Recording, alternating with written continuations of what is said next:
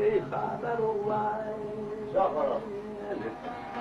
Habir o sarışın cana gider aman. Canım, canım.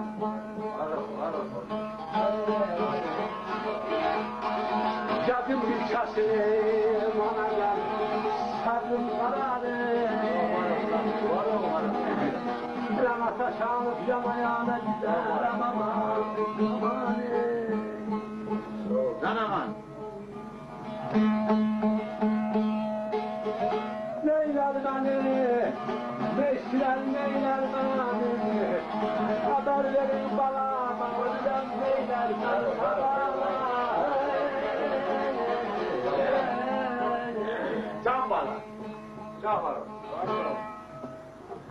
Kul içinde yatan beyhaber oğlan, salıp şirincana giderem, yakın bir kesilir sabrim kararım, ateş alıp yana yana giderem. Nene yazdın mı?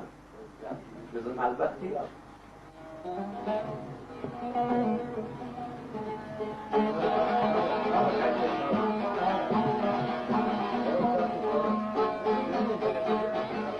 Birbirine düşeremeyin anacağım, yaşını bağlı.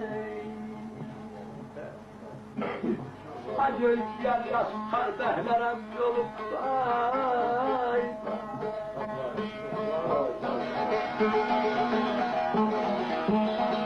Arayız ya sakla, ulan zuhalı. Sıra sana nişana verip dediler ama.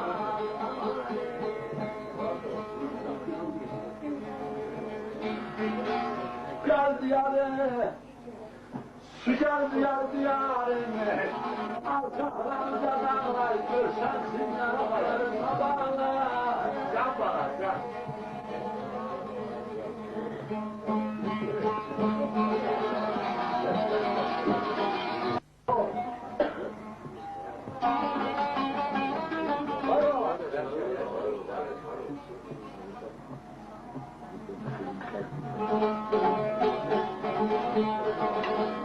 Birbirine mehriban kan sana kanacak, müjdelam olsun. Gözüm gönlümün dardan ama.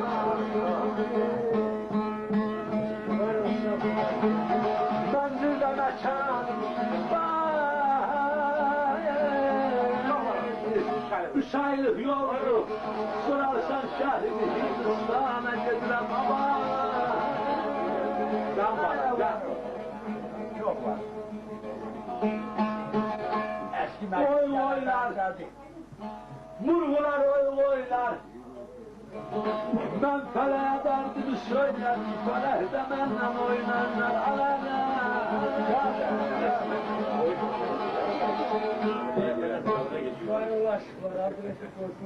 Cümlenizi var olun. Mehriban kan sana müftahla oldu, gözüm gördü gönlümün kızar kaldı. Menzilde mekanım 3 yıllık yol. Bunu şehrimi Hindistan'a gider.